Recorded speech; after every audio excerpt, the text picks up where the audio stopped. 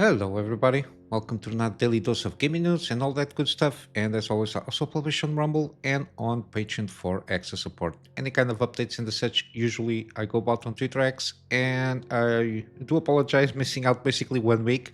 Again, wrapping up a lot of stuff that I was doing there, plus some meetings with some clients. Yeah, been out of especially Monday and yesterday. I was out all day. I didn't even manage to almost turned on the computer. But yeah, I think I'm in a better position now. Again, I was predicting until the end of this month to be pretty busy all over the place, but things calm down a little bit here now for me to stay more to do my stuff at home as a freelancer and also have some extra time to have a slot and do the gaming news program and try to do some recordings in the meantime. So yeah, that's it. And with that said, I lost a lot of news per se. I tried to keep following up the best I could. Got a lot of stuff happening, especially with Dragon Age, the Veilguard or something like that. I think that's it's called.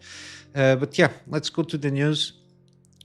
Similarly, we have also some again some CPU and GPU stuff to cover. Similarly, we already have basically a launch date and the review embargo lifting up a day before the launch of the 9800X 3D, so the new AMD CPU stuff there. We've been all over the place trying to figure out the probable uplift in terms of performance. I think we will see the major uplift in terms of performance in productivity workloads, given how Zen 5 architecture works here.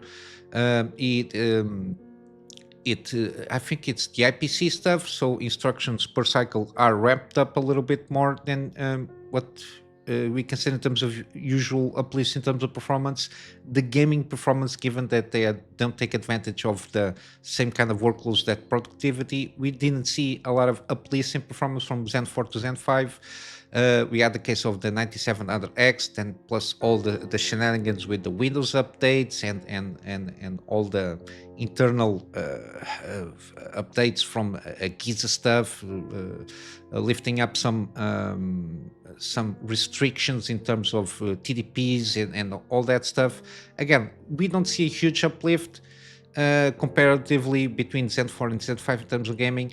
Hopefully, the 9800X 3D will correct that as and take the crown of CPU gaming king, let's say, relatively to the 7800X 3D, given that even that CPU, again, we got some deals here and there and some combos. But yeah, I think they are trying to bet everything on the Zen 5 as the mainstay for the moment. And the Zen 5, it's really good in terms of uplifting performance in broad terms regarding productivity workloads.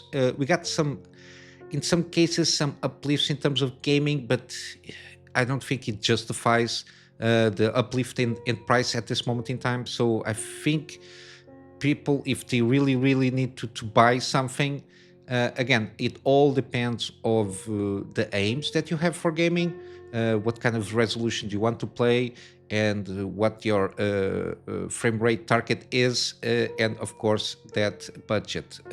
Everything comes in line with that. Again, there is no final decision if you want to buy a PC now. It depends on your case-by-case scenario of what you're trying to do with the PC that you want to build. There is some variations or permutations of CPU, GPU that you can buy, taking into account your budget. But yeah, supposedly the 9800 XD should be the CPU to buy if you want the top tier performance CPU in terms of gaming. Mainly because even Intel, again, it performs less than the last generation in terms of gaming, doesn't achieve the same kind of results there. And when it achieves, again, comparatively to AMD CPUs, it really does spend more energy to do the same thing, which is a common occurrence with Intel CPUs in the last couple of generations, to say the least. To reach the same kind of performance, they expand the double of energy, and again, in a long-term scenario, you're basically just spending more resources to have the same result in a kind of in the broad terms here. But yeah, hopefully this one will take the crown here with good uplifts in terms of performance regarding the 7800 XUD. Again, my case scenario, I have my 7700X paired with the 7900 XTX. I'm pretty satisfied. It's been over a year, give or take, since I built my PC here.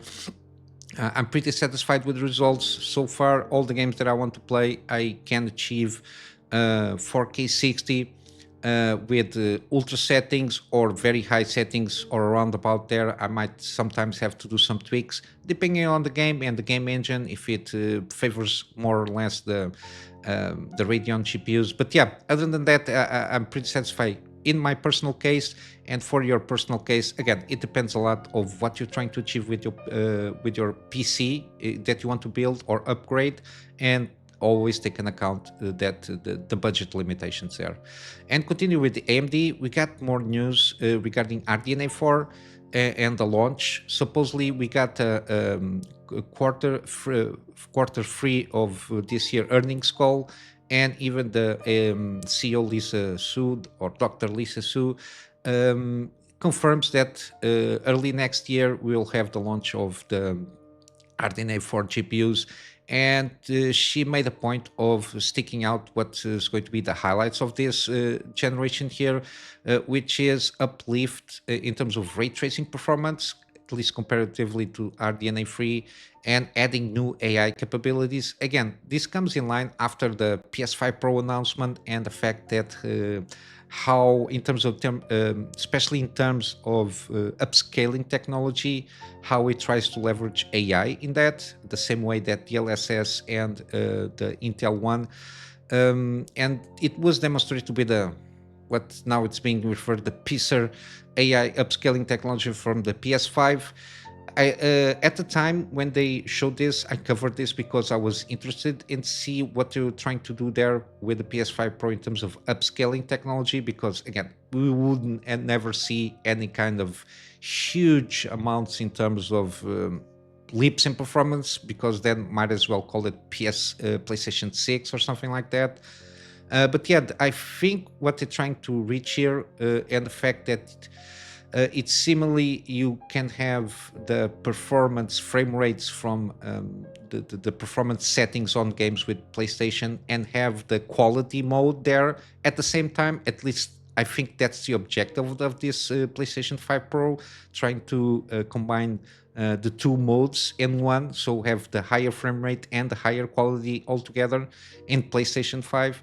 And of course, with that, we'll have some optimization that we've been seeing some titles announcing for the PS5 Pro, especially on the PISR technology there. Again, it's easier to introduce something like this in the console because PS5 Pro is just one hardware combination. So the AI algorithms there is going to be just used in a case-by-case scenario for the games itself, but it's going to be very much easier to optimize that upscaling technology, leveraging the NPU or the AI capabilities of this FSR technology. I will assume that we'll upgrade that to FSR4 or something like that. But yeah, it's interesting to see how this will be leveraged on RDNA 4. Hopefully, my hopes, at least for now, is again, they are not going to launch any kind of Halo product for RDNA 4. I will assume we will have, like, the top tier will be, I don't know, 8800 XT or something like that, with the Navi 48 chip. But the thing is they're going to get, in terms of rasterization performance, around about between the 7900 GRE and the 7900 XTX kind of a thing there.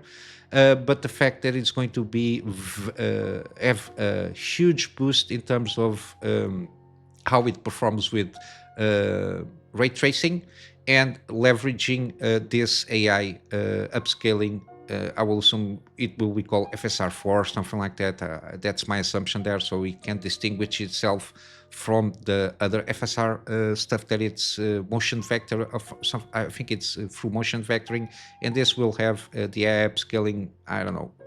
Hopefully, it will be at least at the same level of quality of DLSS, which is kind of the standard at this moment in terms of upscaling technology.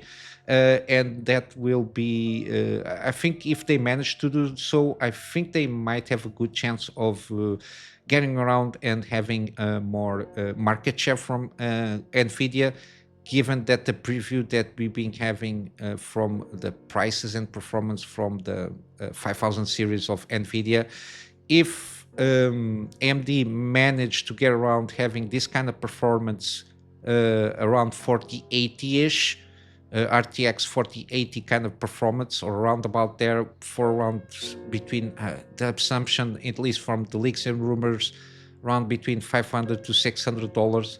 I think they might have a winner on the mainstream, because again, if people that have an unlimited budget to spend on GPUs, they will go for the more expensive, like top of the line, the Ferraris and the Lamborghinis of GPUs, regardless of if it is a good deal in terms of monetary choices or not. They will go for the more expensive, because automatically is the better performance. So the 5090s of the world and the 4090s at this moment in time. But yeah, hopefully they can get a good sweet spot there on between the $500 to $600, having around about, so basically the same performance of 4080 or around about that, by half of the price, give or take. I think they might have a good chance next year, but then again, wait for reviews.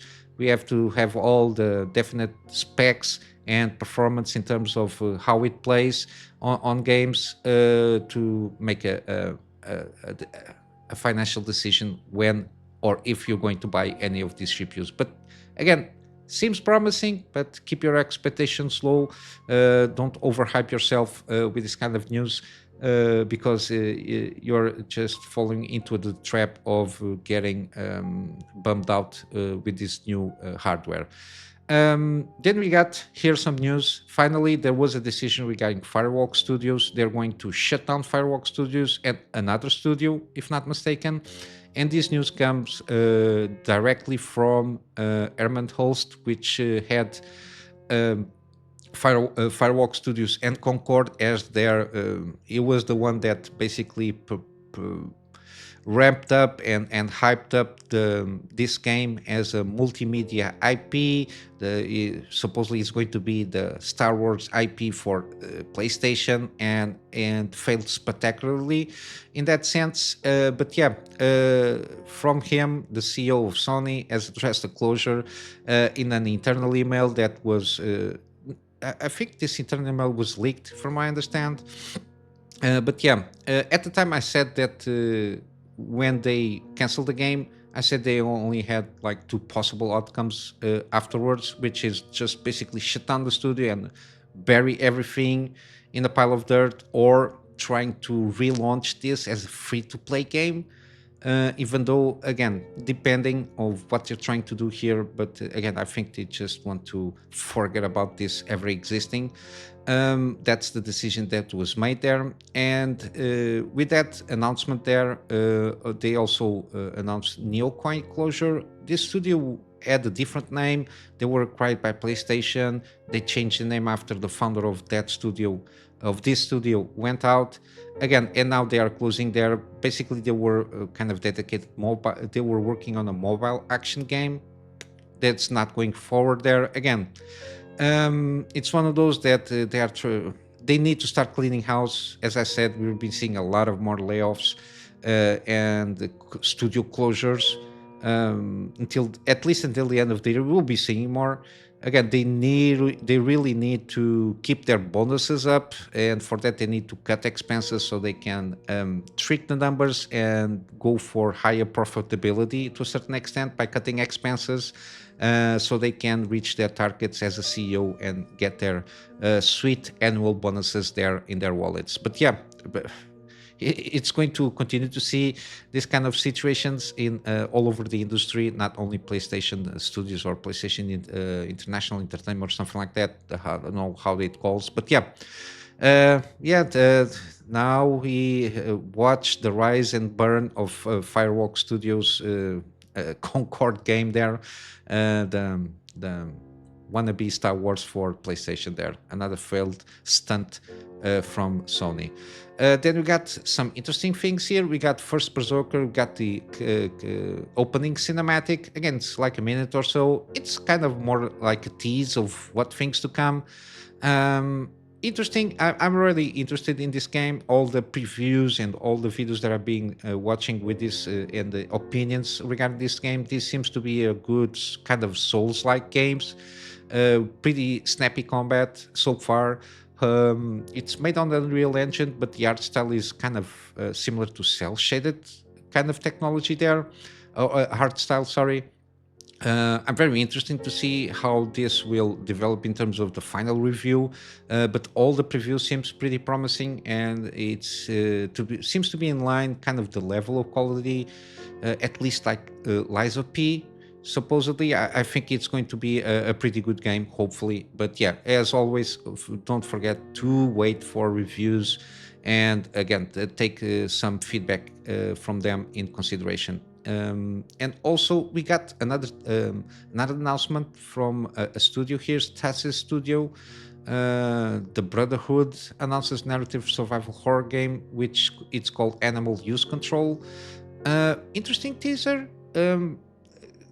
It seems that it's going to try to draw line with some takes from Planet of the Apes kind of a story there, which is supposedly it's a engineering facility or something like that, testing on animals. Then of course one of the animals gets hyper intelligent, and then I think something happened from the how it looks, this facility, and basically the ape is trying to escape. I think it's a chimp, and he has a mouse companion here. It's here, I think it's more about kind of survival and a lot of puzzling around there. I'm not sure if it's kind of horror survival or suspense survival, but it's going to use supposedly stealth and some survival elements there.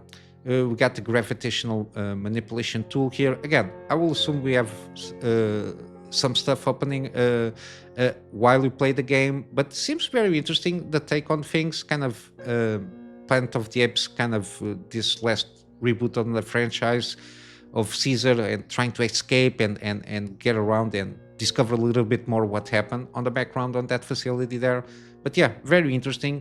Again, the trailer is here on the article. I really did enjoy this. And then lastly, the main course here, which is how BioWare is going about promoting Dragon Age the Veilguard. Again, we got this thing of the review stuff, the review codes for some reviewers. Again, not everybody made to the list of early access review codes. One of those was Facts to Life. Again, I follow them. I really do enjoy their work. They try to be as neutral as possible. At least that's my perception of their coverage in games. They try to focus on the games itself, not the things surrounding the games. They try to evaluate it as best they can to evaluate the game itself as a product. They try to avoid all the other stuff that it's surrounding the game. But yeah, they made a video, and I did appreciate their take on this. Basically, they didn't receive the code. Again, we saw this with several reviewers. Again, this is a move from BioWare marketing team, I assume, and everybody's assumption so far is that they just distributed the early access review codes for reviewers or outlets or YouTubers, content creators that might have highly positive band to this game. Again, we all are aware of access media and access journalism per se. regarding the gaming industry and also in Hollywood regarding movies and series and all that stuff. Again, this is being implemented in with EA and also with Ubisoft. We had in the article here it mentions the Ubisoft, the Star Wars Outlaws shenanigans happening there for early access previews and the such, and how they're putting giving trips to Disneyland for Star Wars parks and all that jazz for people to hype up Star Wars Outlaws, which was a failure, as we all know. Even though it sold some copies, but it's not enough to break even so far, at least that I know. But yeah, EA is trying to do kind of the same way, trying to select the most probable hype in terms of reviews, and we saw that. They say, because at the time when I saw the preview from Effects Life, they were very they enjoyed some of the things, the combat mainly. From what they played, they enjoyed the combat, but they were not too fancy on the story, at least from the part that they played there. And they were cautiously optimistic regarding the game itself. They reserved the right to have a more positive or negative opinion depending on the game itself as overall. And I think that one was one of the reasons that they didn't receive a copy, because EA supposedly perceived that as not having a positive review from them. But yeah, they are very specific on their coverage, especially Facts for Life, which is very much RPGs. They cover a lot of Souls games, Dragon Age stuff there, Path of Exile. They focus very much on RPGs. They also have good guys on Baldur's Gate 3 and such. But yeah, they didn't receive a code, and again, they really give a warning of people not to fall for these reviews, because it seems that EA marketing was trying to influence the aggregate score of this game by trying to deliver the review codes to outlets that are most likely to deliver 9 out of 10s and 10 out of 10s than anything else. And basically that's what's happened. We got also interesting on the reviews here, before we enter to the reviews here, that I think this is after Grumps also basically did some compiling here. Narrative director of this game 5 years ago, when I first rejoined the project, narrative director after hiatus on Item, him saying, I asked my goals for the project, and one of the ones I put was, I want to see the phrase a triumph return to form for BioWare. And basically this, I think this is from, Blue Sky, which is a very niche social media, I think. I never heard of this. I heard a couple of times, but I will assume it's a copy-paste of Twitter, but for, I don't know, sensitive persons. But yeah, it's basically what we are seeing here is in every review on, this is, oh my God, what's the site? I always forget the site here, Metacritics. All the reviews have the return to form, at least in their headlines, in their summary of the reviews, a return to form from BioWare, which leads to a lot of people thinking that this was, I don't know, some kind of instruction from marketing, if in a positive review to put that phrase there. So again, kind of self-fulfilling prophecy of this guy here. Again, I don't know what to tell you. As you can see here, return to form, even in 70, it's a return to form. And I saw a list of even more reviews, different reviews, calling it return to form for BioWare, which is very suspicious, to say the least. This is the same thing. Again, we got this coverage here. This has been a shit show for EA, because again, even some videos that I saw, I think they forgot that Dragon Age is a fantasy game. I think they switched the fantasy or dark fantasy game for dark reality game, because it seems like I don't know, a real life simulator or wannabe simulator cosplays because everybody is a man or a woman. There is no basically distinction between races. Everybody has the same issues as human beings. There is no trying to explore the fantasy world of different races and such.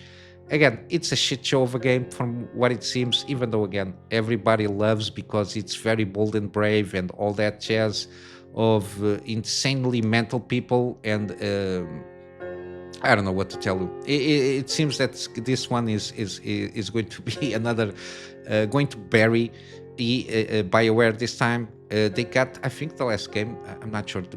The biggest project before this one, I know it was Anthem. They have Mass Effect IP there, which I don't know how this is going to end there.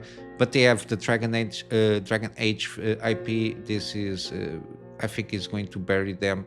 I don't think a lot of people will play this game. It will sell here and there, but then again, you make games or products for the modern audience, and you'll get modern audience sales, which is at this moment, given that modern audiences are a myth, I think they're going to get. Again, I'm not. I think they're going to get Concord numbers, let's say, around that, because that seems to be the benchmark of modern audiences players in the game. And as a tidbit here, don't forget that Dragon Age Veilguard is part of NVIDIA streaming service or whatever. It's kind of Xbox Pass for NVIDIA. They are giving away or they are showing off in that particular thing, GeForce Experience, something like that. I'm not sure how it calls. It's kind of basically Xbox Game Pass for NVIDIA. They are giving away that game, so you might see some inflated numbers in that sense. But yeah, it's been given away if you are bought that subscription service from NVIDIA.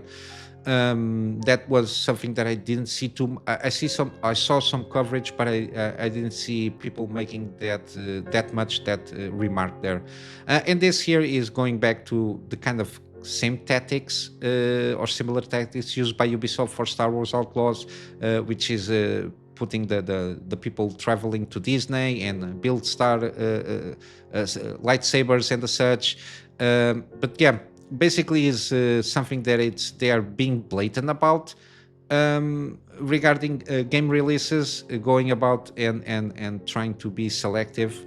I understand the tactic. You always want your products to have the best coverage possible, but then again, and again, I don't think every reviewer or any outlet has the inherent right of having review codes. Even though it helps for the coverage of the game, I don't think everybody is entitled to. And to a certain extent, the publishers have the right to distribute the review codes to whatever they want. But then again, you have for free action, you have your own consequences there, and I think it's going to show a little bit here, or in a big way of BioWare basically trying to what they call astroturfing reviews for Dragon Age of Veilguard. We will see a lot of this, see how it goes. Again, I'm not sure because this game is not for me. It's something that doesn't interest me that much. I think it's going to launch this week, tomorrow or something like that. I'm really not sure. But we will see the people that the streamers and the YouTubers and content creators that usually do reviews. They will buy this game and they will review it, and they're going to be automatically, given that there was this elite or astroturfing of the thing. I think they are going to at least unconscious, they're going to double down on the other side of things and bring back this review score in a more realistic way. But yeah, wait for the launch for the more well-known people that usually do reviews of this game and stream games to have a more negative outlook regarding this game. But yeah, a good episode to try to catch up as much news as I can here. So I'm going to wrap up here with some gaming deals. We got Ni no Kuni 2, Revenant Kingdom. I don't know, lately these guys have been doing deals on one or the other. They're not doing at both games here. But yeah, 85% on Ni no Kuni 2 seems pretty good there. We got also Batman Arkham Collection. Again, this is a very good trilogy. I just need to buy Arkham Knight. It's in a very decent state. Again, it's got very positive reviews after the updates that they did there because it was unplayable when it launched. But then, again, I think this trilogy is a pretty good one. If you like detective and kind of action games, I think they are pretty good there. We got also Resident Evil franchise is on sale. I will leave the links of all Resident Evils for you to pick and choose to complete your collection. We got Hogwarts Legacy. It's again on sale, 70% off. Again, excellent price here. We got also Lies of P, 40% off again. Again, this is one of those that I really want to try out. We got also Pacific Drive, 40% off. It's again one of those that I really want. I really need to switch around my schedule because there is a lot of games that I really want to play and show off for everybody. Then we got on GOG, we got Children of Morta Complete Edition, 76% off. I think this is a pretty good game if you like kind of pixel art and roguelike kind of a thing there. And I think the story hook is pretty interesting. Family of protectors of light or something like that, if not mistaken. And yeah, very positive reviews all over the place. We got also Days Gone. Again, this is from PlayStation. Again, on GOG, I can recommend even the PlayStation games because again, DRM free.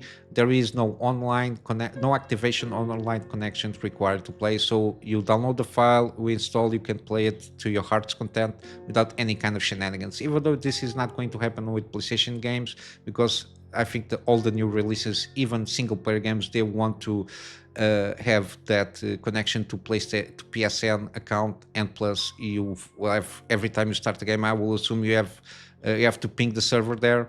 But yeah, at least on GOG, the games that are on GOG, you just buy the game, download the game files, install, and that's it. No worries whatsoever.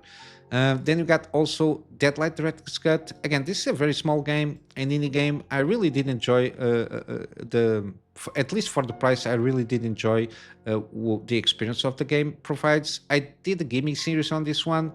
It's on the 1080p complete gameplay series for sure. It's one of the early series that I did there on gaming thing. Yeah, you can check the first episode, sorry, to have a kind of an appreciation of what this game is. And then finally, we got the Thaumaturge, again, a kind of fantastic fantasy kind of occult kind of detective game here with some turn-based combat. Focus more on the detective part and exploration than the combat itself, but I think overall seems pretty good there. And it's 33% off. But yeah, this is it for today. Sorry if I overextend a little bit. Again, 1 week without doing any videos. I got stuff that I want to talk about and try to catch up with the news cycle the best I can.